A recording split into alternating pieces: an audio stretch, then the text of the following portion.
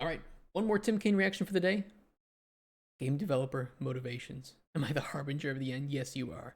I have one more in me. My voice is starting to go, but I think I can do one more. Game developer motivation. Hi everyone, it's me, Tim. Hi, Tim. Today I want to talk about game developer motivations. I see a lot of YouTube videos and What motivations? game forum posts and even articles on game sites talking about game developers and why they make the games they make and why they do what they do and all kinds of stuff. And most of them are just wildly wrong, often in a very amusing way. When I watch movies that have a programmer, usually called a hacker, I laugh at the portrayal because it is usually so amusingly Yeah, it's like, wrong. they've got like the black hood on and the entire like room is dark and they're just like spamming away like I'm in. And that's really all it is. And it's they never show like a command console and just like somebody running like a script, which is what it really is, and just waiting to see. It's like, okay, let me try breaching in this way. That it's funny to watch. It is funny. And of course, it makes me go, oh, the writer has never actually written a line of code in their life. So this is what they think programmers do and what they're like and what programmers think just by watching programs. Okay, Tim. Counterpoint. It's like anime character tropes, right? Is it kind of boring sometimes? Yes. But having the tropes is also kind of like, it's kind of funny. Like you mentioned, like, you know what? Like Mass Effect is a great game, great series. But a lot of the characters are very tropey. But it's okay because they fill certain roles. Like the tropes fill certain roles, and you can rely on a character to be there for a role, for either a like comedic moment or a dramatic moment. And similarly, I don't know, some of those can fill those roles for it. By the way, my brother has the same thing when he watches anyone doing accounting in a show because he's an accountant. He said it's just they get it so wrong what they think accountants do and how they think accountants think. So I want to talk about that. And I have a whole video about what game development was like a long time ago. But let me just remind you, in the early days in the 80s and 90s, most people were game developers because they loved making games. Isn't that a crazy concept? People liking to make games are actually the ones making the games. I bet this goes hand in hand. So Tim made a video called oh god, what was it called? It was called Job, Career, Passion, or something like that. I think I got it wrong, but that was essentially what he was saying, is that there's like three like archetypes in the industry. Like people who do this for a job. They go in, they clock in, they don't give a shit about games. They get their money, they leave. There are people that are in this for like a career. So they care only insofar as it moves them up the ladder and gains them a higher standing. And then there are people who are actually passionate about making games and are here for it for the love and will, go to the ends of the world to make great games. Obviously, I'm in the latter one. I'm in the, I'm here for the passion, right? There's also some danger to that, and there are some ways that you can be used and abused for being passionate in the industry. And I think anybody who's in the industry knows or has had jobs like that, especially earlier on in their careers. I think there's a lot of gamers who just assume that the people who are like, everybody who's like not in management loves making games. No. I mean, while you might more commonly find people who are passionate not in management roles, sure, especially in larger companies. I mean, I've worked at places where like half the workforce didn't care. Like they would care about going up and getting promotions, being paid more, but a lot of them didn't even play games, and a lot of them actively hated certain games, and even sometimes gamers. I don't have I don't really have anything in common with people like that, but they do exist, and it's not always in management positions. No other reason to be in game development. It didn't pay well. I agree, Hilden. It was considered weird and fringe and unusual, and most people were there because they wanted to make games. That's what they really wanted to do. It was like this thing bursting out of them. Like, I've got to do this. There were a few who were there for one other reason, and that was because they didn't fit anywhere else. Misfits, social outcasts, whatever for whatever reason you want to make up in your head for why someone may be in an industry that was considered fringe. That's why they were there. Well, there wasn't a lot of money or notoriety in it at first, right? Hey, Big Ruby. Programmers in game dev earn less money than programmers in every other industry. Isn't it abuse of passion? I mean, number one, you're right. 100% you're right. Designers are even worse off. Yeah, I would say to some extent it can be. It depends on how the money's being split up. Like if the developer is not getting paid from the publisher, and the developer is just trying to pay what they can to the team that they have, is the developer abusing the passion? Is the publisher's fault? If gamers are not buying games for passion, but they're just buying games that are purely for fun, then is it wrong that the publisher can't afford to pay the developer more? You know, where is it just a combination of where the money is flowing? I mean, it's kind of the same thing. It's a really weird way to describe it, but it's kind of the same thing with like women's sports. Not a lot of women's sports make a whole lot of money. Volleyball, sure. Basketball, not so much. And so if people aren't going to see those games, then not enough money is being generated in the industry to pay those athletes. Now, do I think that game dev isn't generating a lot of money? No, it clearly is generating a lot of money. But it just is, where is that money flowing, and who's the one at fault for not paying the developers what they realistically should be paid for similar or equitable jobs in other industries? Because I think you're 100% right. I mention it a lot, not to try to be dismissive or what's the word for it? Like not to be a downer. But if you're trying to get into this industry to make a lot of money, you're in the wrong industry. If you're trying to get into this industry to make money next year, you're in the wrong industry. Sad to say, it's too competitive. There's not enough money flowing to the developers.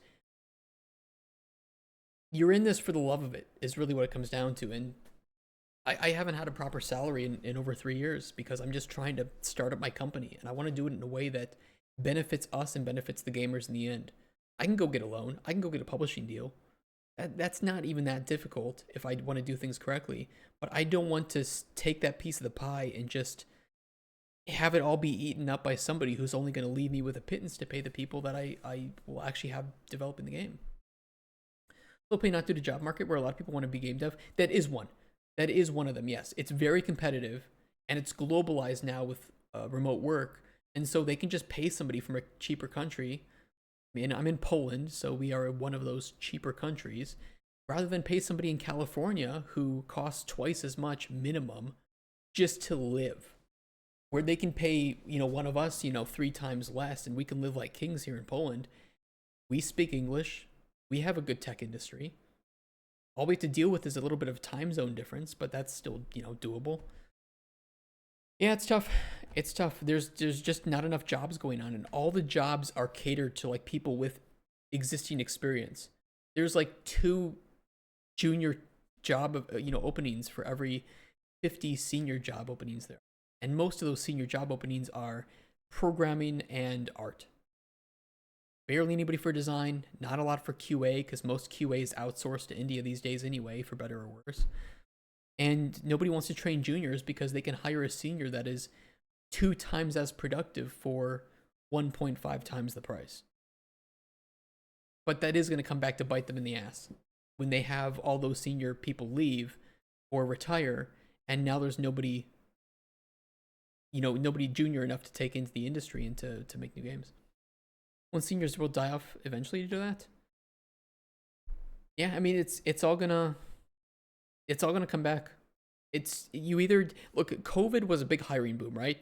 And now a lot of layoffs, a lot of studio closures, and with COVID, a lot of studios realize that they can outsource their talent, change their production and communication a bit, and hire people for way less money.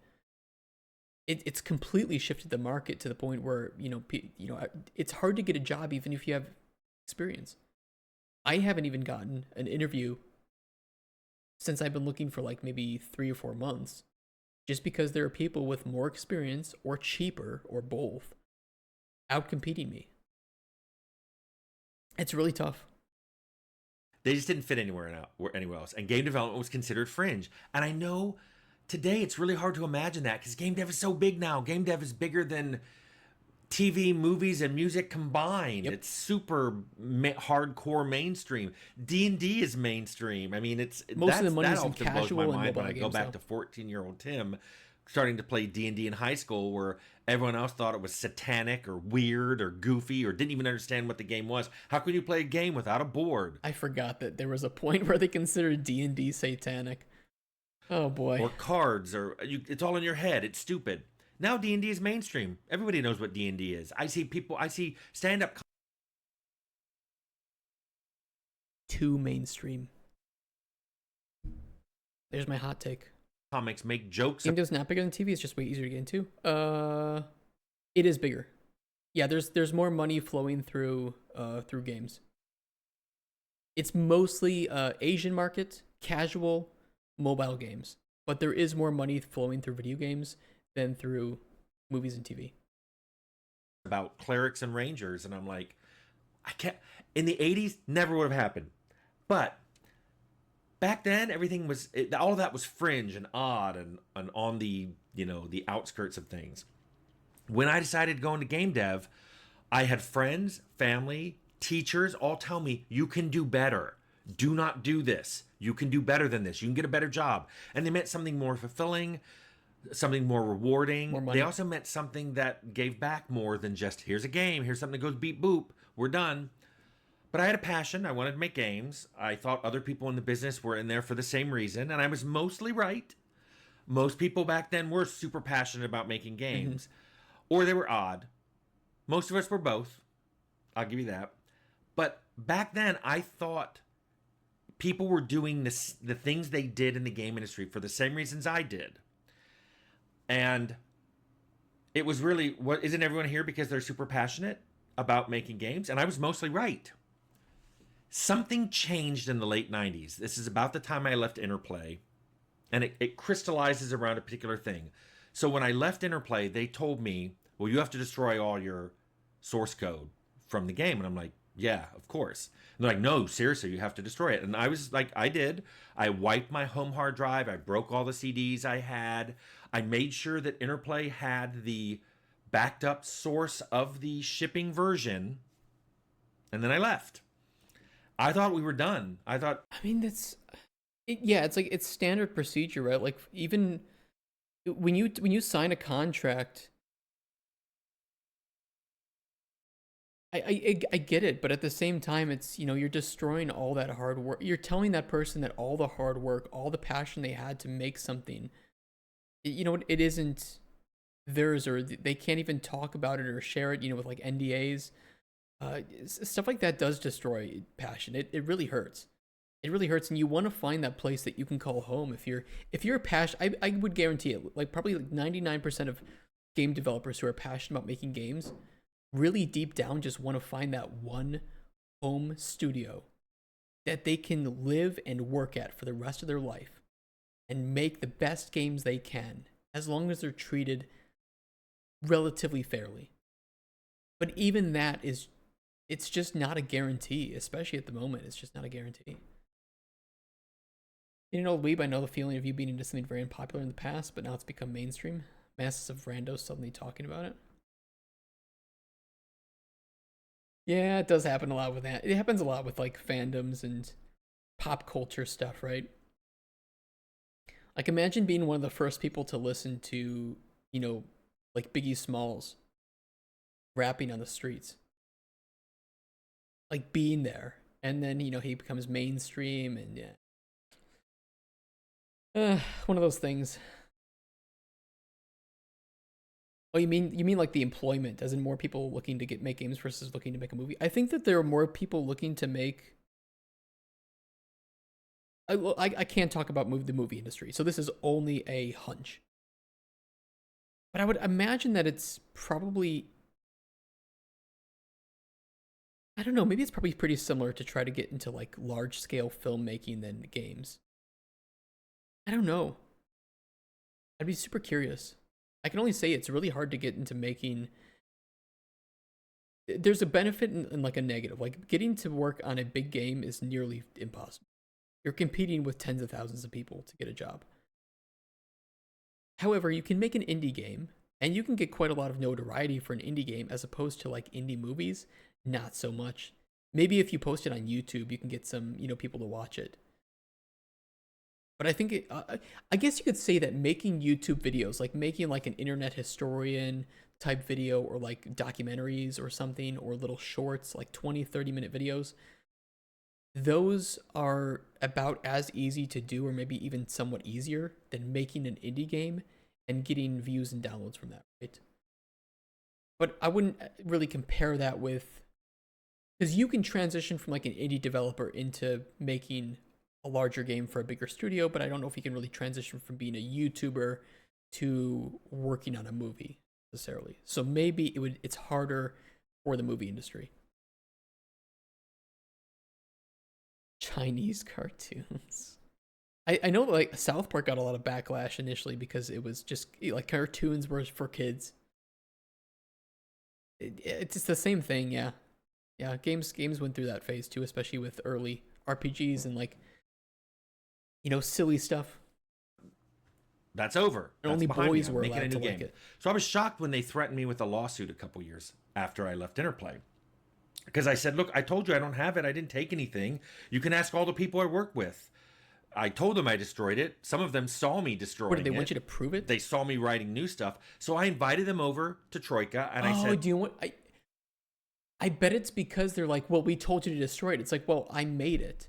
Why would I not use the same methodologies to make the new code for my new game? It's like if I have a specific way of making my I do have a specific way of making my spreadsheets and using my own scripts to output them, I'll just write the same script again at my new job. It's like, this is my knowledge.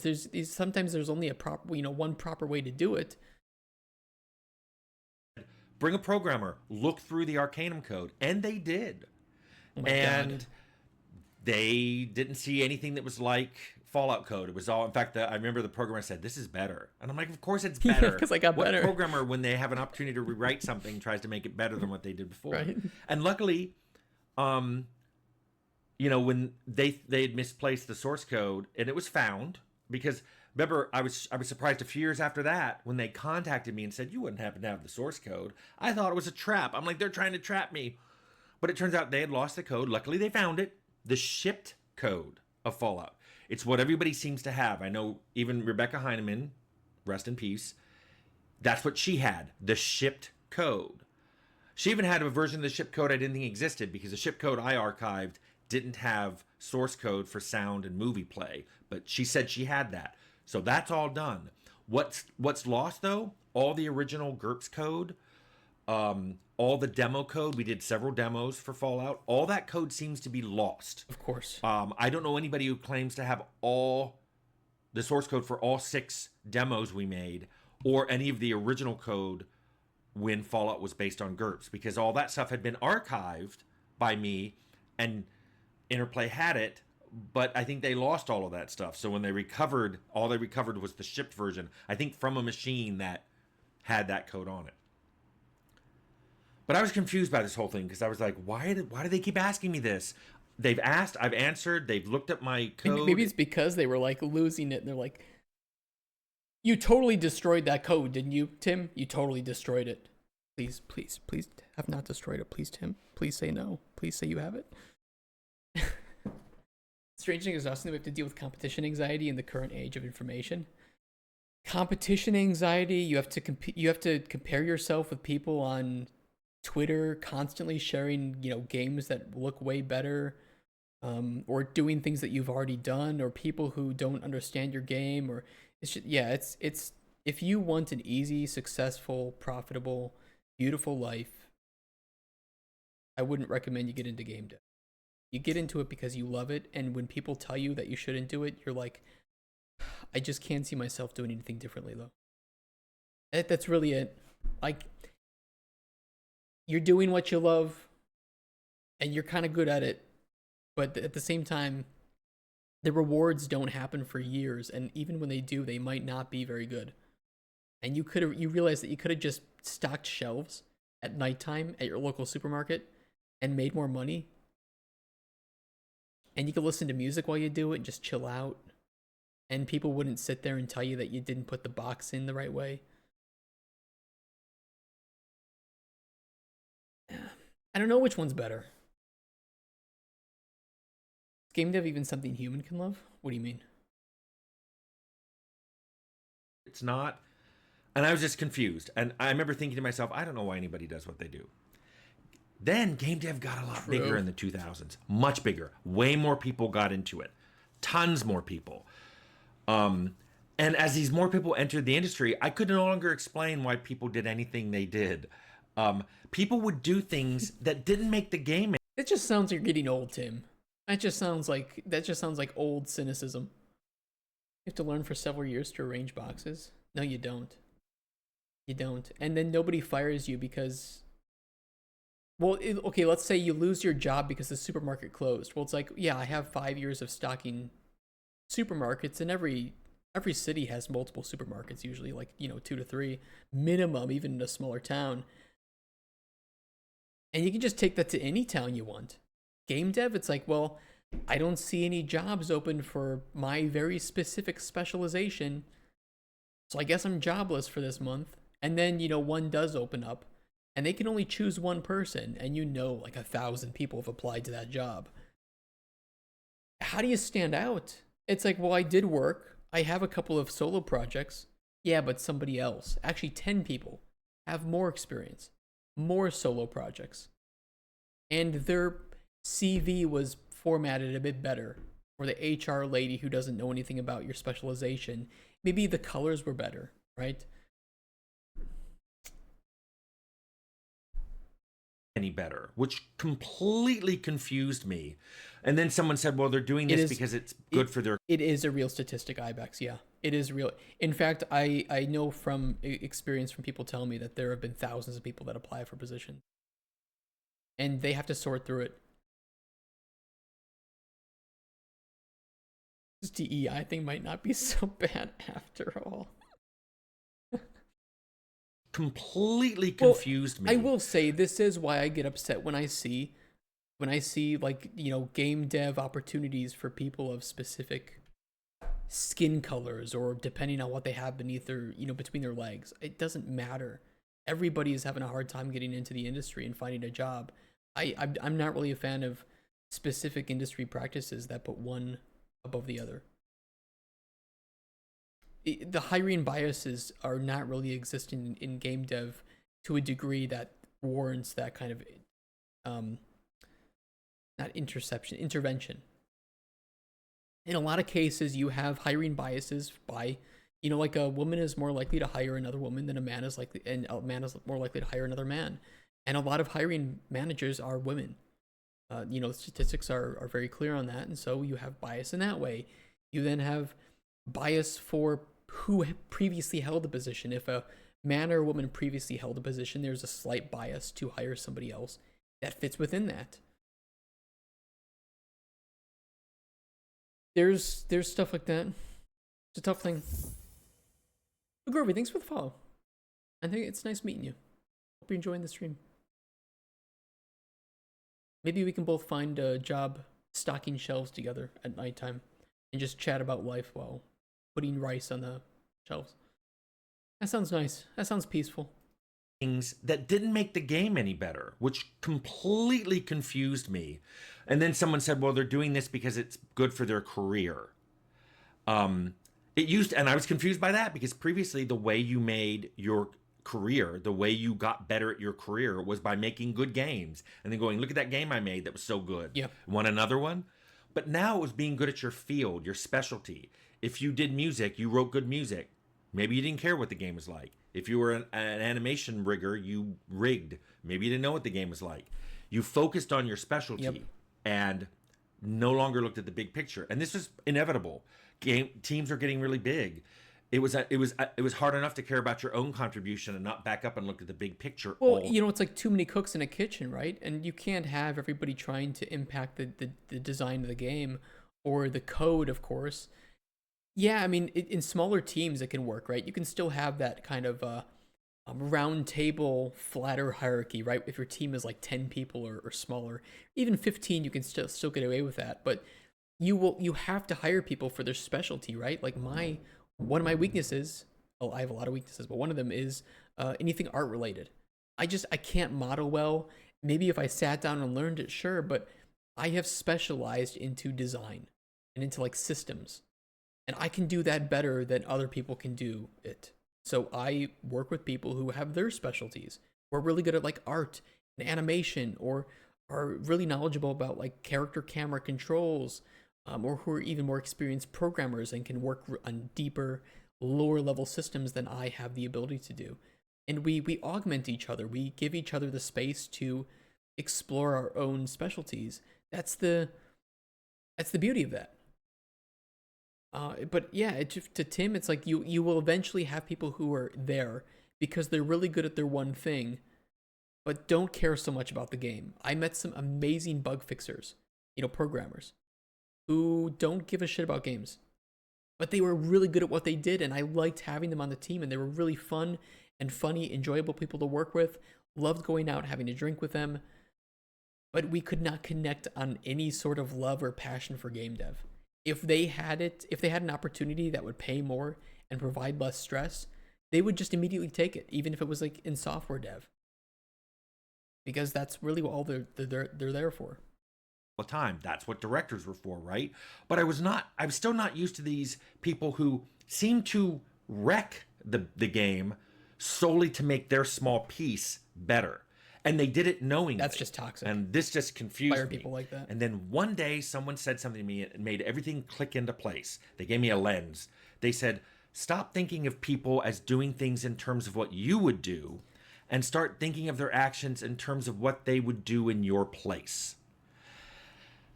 And I'm telling you, people, it was like,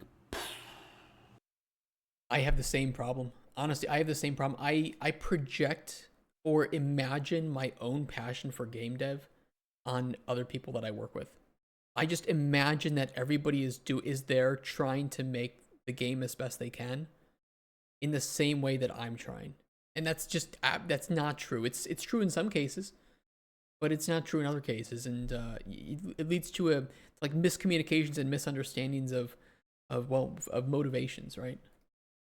suddenly the whole interplay thing made sense. The very people who thought I took the code were people who would have took it if they were in my place. They thought I took it because they would have. My insults video. Some of you figured this out in the comments. The insults video I put up recently about, I went through my notes and I was noticing all these times people have said things to me. Some of you figured out the people who thought me having a master's made me think I was better than them. That's because if they had a master's, they would certainly act that way. They would lord it over everyone and anyone. The guy who told me that he thought Fallout Success was going to my head, it's because it would have gone to his. It definitely would have gone to his. And I was like, oh, that's why people do this. They're thinking, well, if I had this situation that Tim's in, I certainly would have acted this way because of this reason. Well, and I think those two specific reasons are like a protective barrier against ego, right? Like nobody likes to be treated as inferior. And there's just like pattern recognition for people that have really great successes or are really good at something, having a bad ego. That doesn't mean that everybody does, but you kind of form this protective barrier as a way to not be caught defenseless or unaware. It's not a good way to think, but it's an understandable way to think.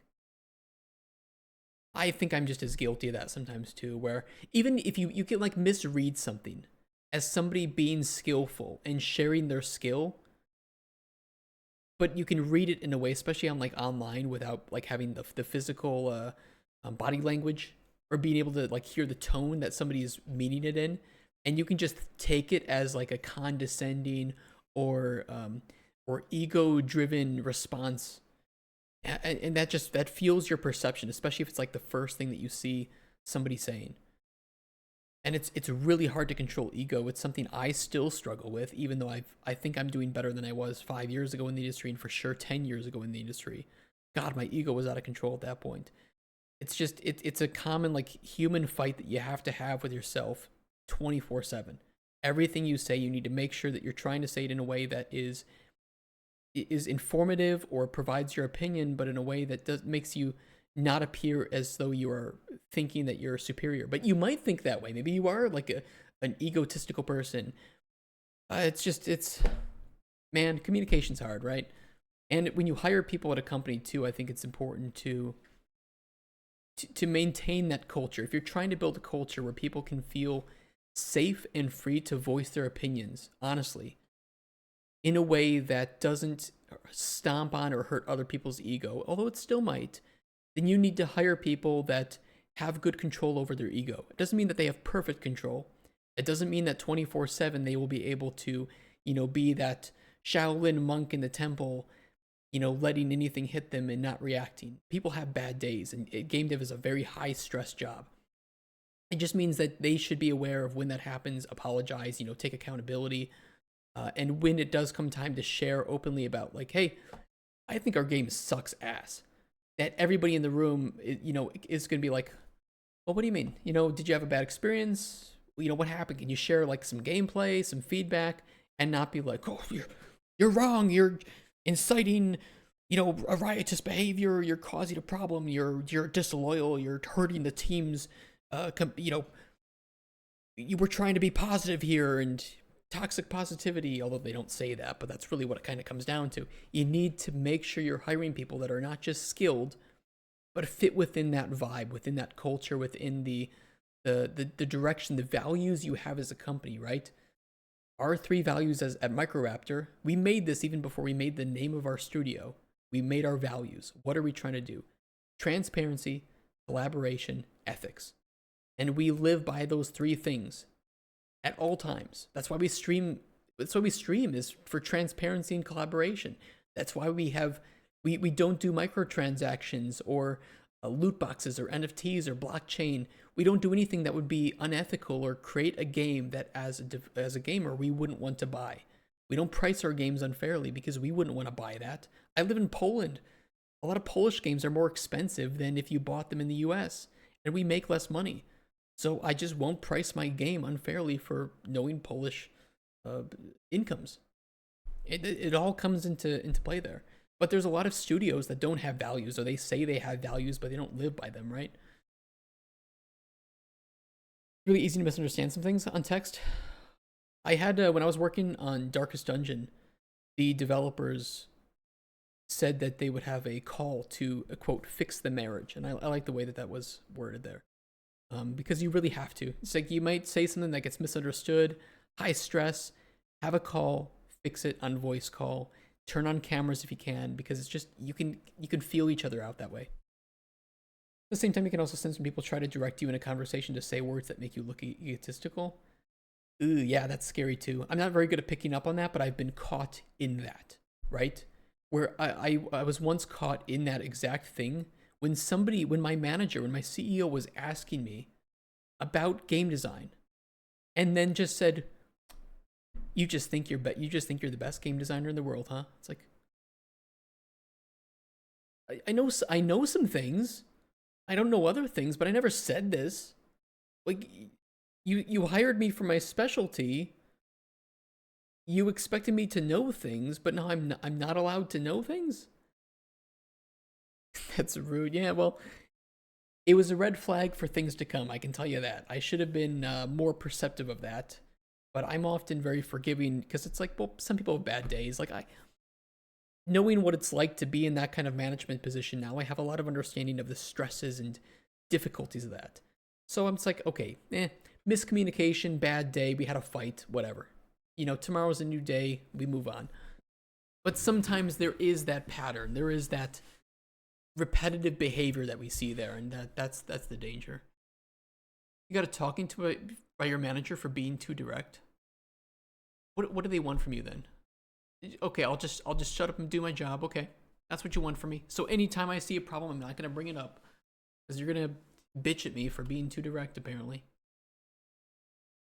Talking about income, the recent law changes that just came into effect will cause many unemployed people to have 40% cut in already low social support payments and won't get back up until they have worked for a set amount of time in properly paid jobs.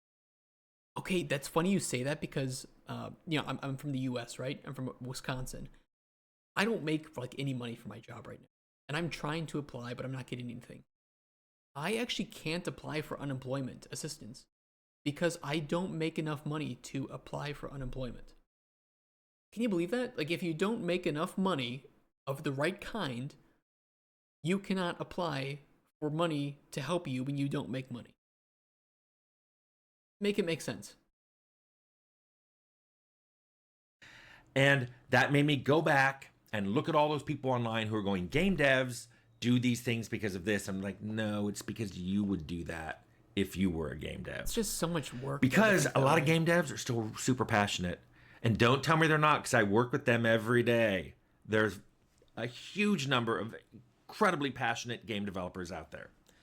Now, there are some who got in the industry for other reasons other than I need to make a game. Some wanted to tell a story. And unlike my parents who, when they wanted to tell a story, they're like, I'm going to write the great American novel. And then my generation was like, I'm going to make the great American movie or TV show. The new generation is like, I want to make a game because it's a great way to tell a story. It's good passion too. It's good passion. You know, it's you have those. You need to have the big dreams. You need to reach for the stars, even if you don't make it. It's good. Red Oak is toxic. I've seen a little documentary about them. It seemed like they were nice guys. They are. They are. I had a really good time working with them. I'm not going to speak poorly about them. I don't want to go into detail. It's just there's a lot of studios right now that have very open political leaning, and if you don't prescribe to that political leaning, then I don't think you're going to have a good time interacting with. And that's not them specific. It's not game dev specific. That's just kind of what we see in like with humans interacting right now. So they were nice. I had a good time working there. I was talking about a different CEO, but I can tell you I don't interact with the people at Red Hook anymore.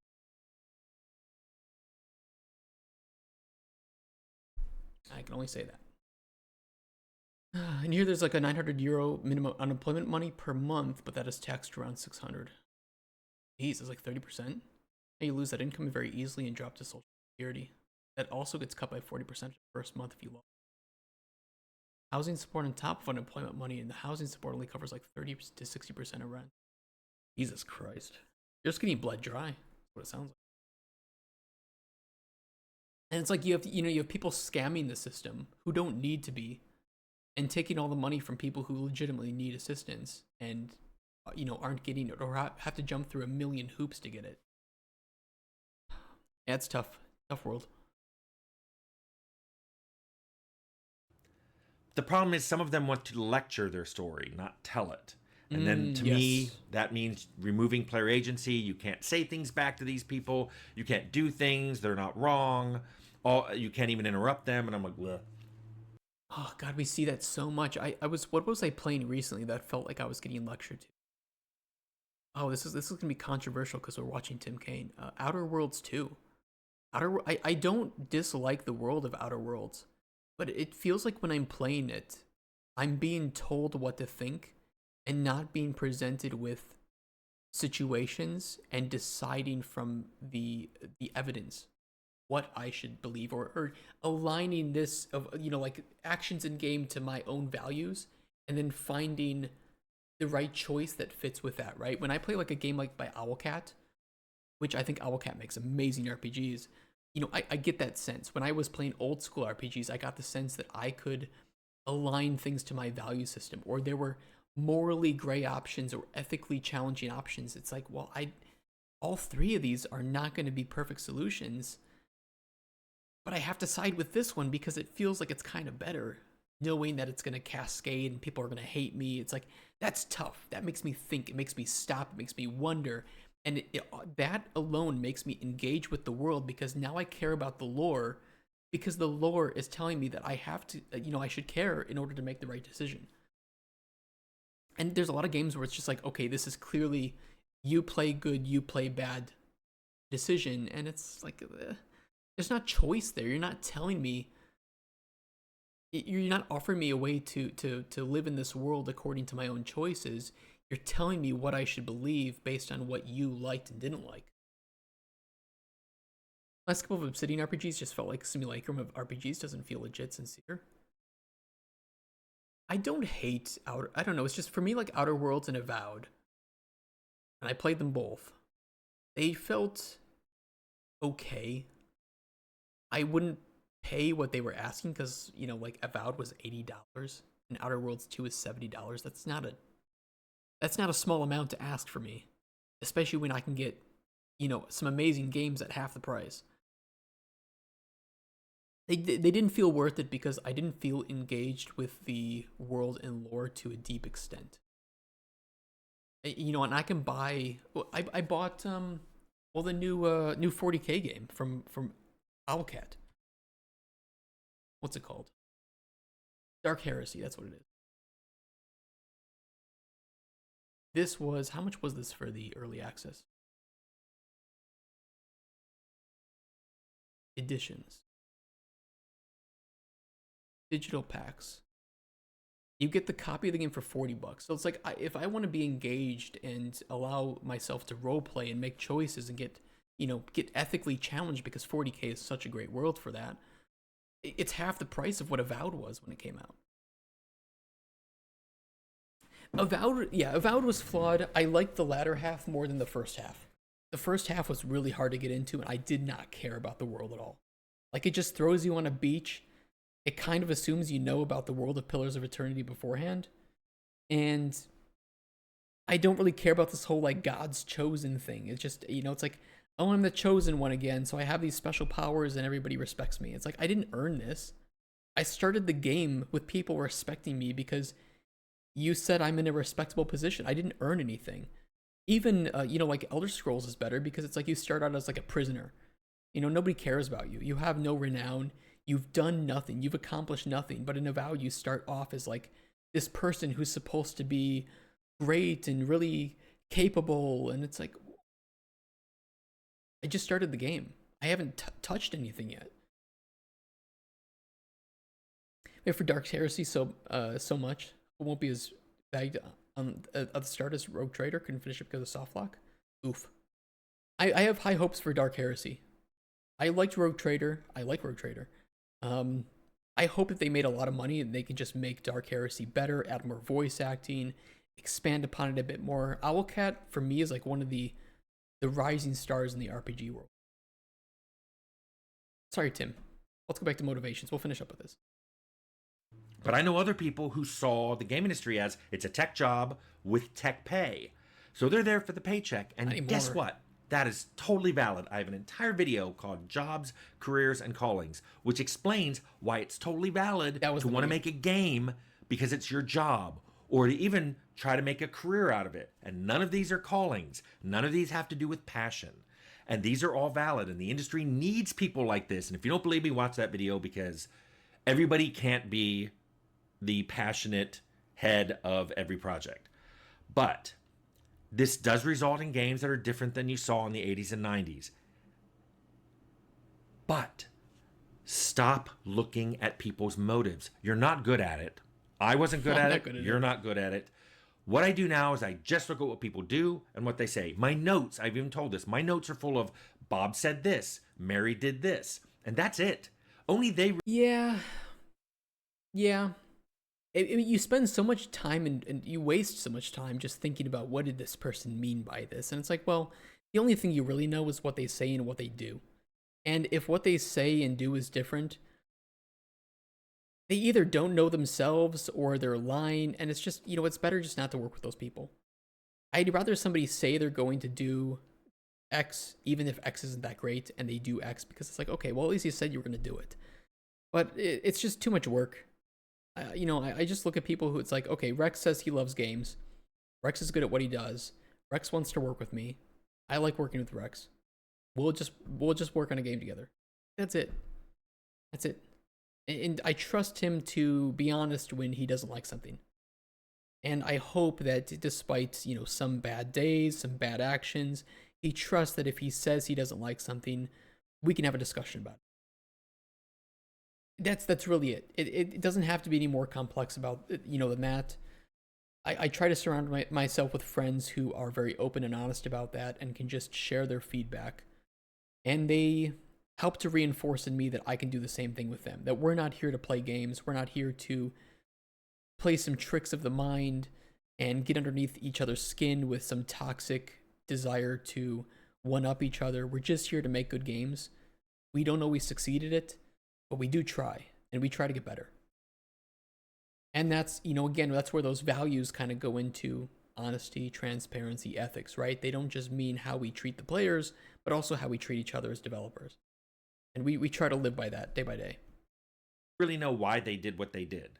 But that lens of assuming they're acting like they would act, that they assume you would act because that's how they would act. Suddenly, so much of my career snapped into focus and made sense because I suddenly realized the very thing I was trying not to do, which is make an assumption of why someone was doing what they were doing.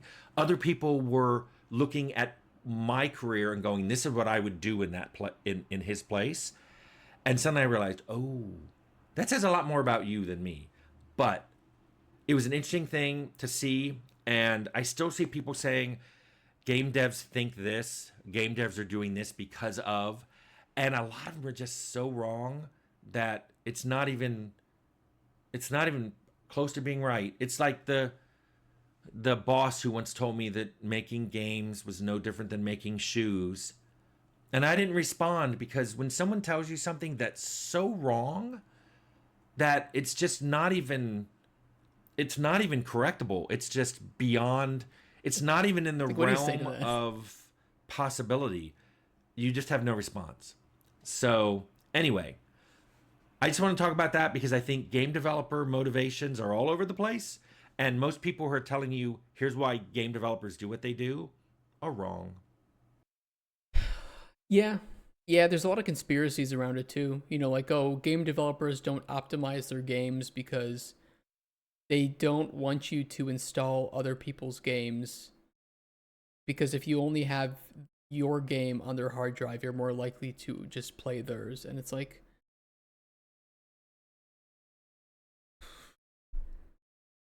no.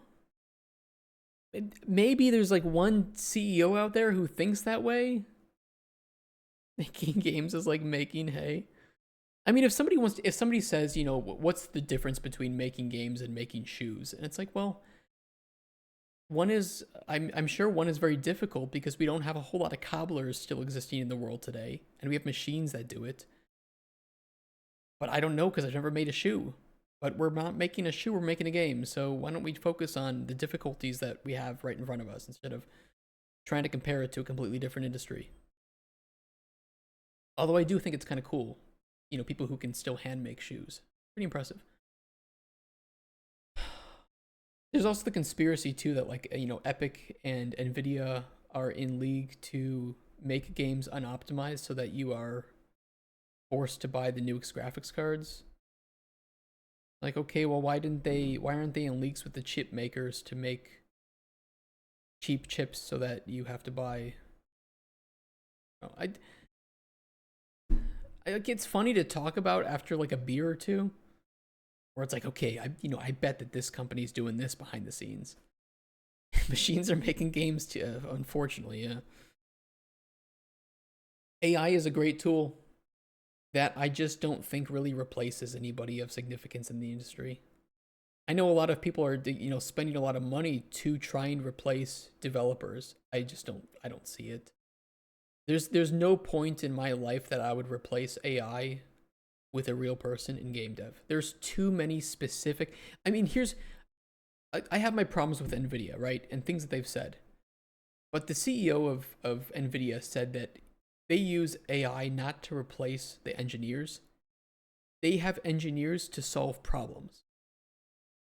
And nobody can do that better than their engineers, not AI. And I respect this way of thinking where it's like, well, the fewer hours they can have their engineers writing code, as long as the code works and is reviewed because every code in game should go through code review, so it's not really any different than that. That's not a problem. The problem isn't that the engineers are using AI to write code if they know what the output of the code should be.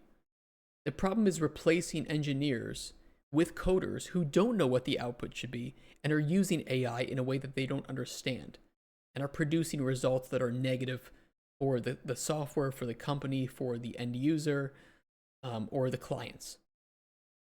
And it's similar with game dev. I don't mind people working for me using AI in a way that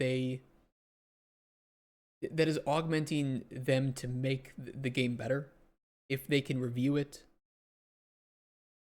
But I just don't really see AI replacing any of them. I don't have AI making, having Rex make his meshes, because he is better at it and he produces more consistent results. I don't have AI replacing my game design, because at the end of the day, I know what game I'm trying to make, and AI is just going to feed back a whole bunch of shit that likely isn't aligning with the core vision. It can't really do game design, you know? Your grandfather made shoes along with the farm work and cleaning soot from chimneys and the million other things people just did to get by. Based. Seen statistics, 93% of companies don't see any financial improvement after implementing AI in their processes. It's cool. Like, I think we should use it. I think we should, learn how to use it so that we know what it can do well and what it can't do well. But so far, I have not really seen AI in game dev do anything of value, apart from concept imagery. It's great for that. It's really boring scanning Google for images that you didn't make either, just to throw them in a document so that you and the concept artist have the same idea of what a bespoke, hand-drawn piece of concept art should look like in the end. But that's very different from generating art that goes into the final product. You're making a mood board. The only problem is that reviewing code is not equal to having written it, so vibe coding optimizes for speed and not for a better understanding of the code base. Yeah, I agree with that. And I think, vibe coding or just letting AI generate code, even if you are capable of doing it yourself but don't want to do it, still can act in a way that diminishes your skill because you aren't constantly training it, right? That's a danger point. That doesn't mean that the code is bad or that the code is not optimized. It just means that you are now losing skill because you weren't required to practice it. And if that continues, you will kind of forget the methodologies that you used to do it. If I stop making, like, my chili, I love making chili and cornbread. If I stop making that for like 3 months, I'll kind of have maybe forgotten some of the optimizations, and maybe in the moment I'll remember them, or I'll be like, oh yeah, I did this because it sped up this process.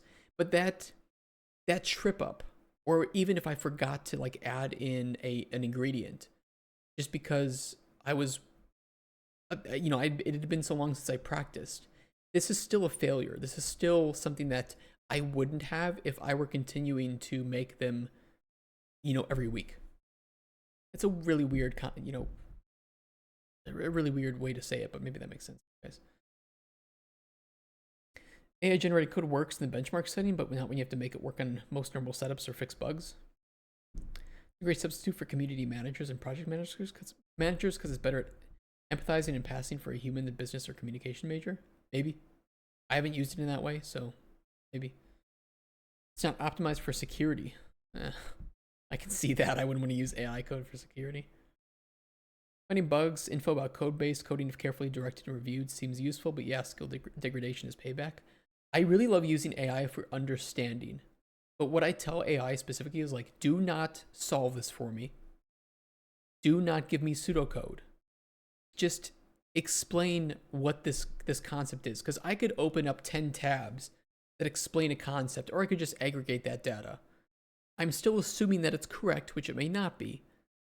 And that's a big danger to it. But it is a useful learning tool if you have some guardrails and if you have a bit of salt with it. But we're seeing with like kids in school, this is so weird to include in the video with Tim Cain. Sorry for people still watching. we're seeing with kids is that they just treat it as like as gospel. AI said this, therefore AI is right. Control C, Control V, ship the homework. It's out of my hands. Why should I bother learning when I have AI in my pocket that can solve this math equation for me? Well, I'm sorry, but you have now failed a test and a practice of critical thinking. The goal is not for you to reach the right answer. The goal is for you to understand the concept behind the right answer. I had a great math teacher in high school. I talked about him once before, Mr. Purdy. Shout out if he's still out there and alive and teaching. He would not penalize you for coming in the next day with homework that was not done. He would penalize you for, after being able to ask questions before he graded the homework, by not having to do it. So you could come in the next day and have 3 missing questions because you didn't understand what the problem was. And you could say, hey, Mr. Purdy, I didn't understand question number 4 on the homework assignment. And he'd be like, okay, let's do it. Whole class, right in front of you. I'm going to do it on the projector or on the blackboard. And you can copy it down into your homework. And that will count as you having done it. And so he was more focused on you understanding the problem than having the problem on your paper. You know, like having the answer on your paper, I should say. This is the way to teach because I got so much better of a grade in that class.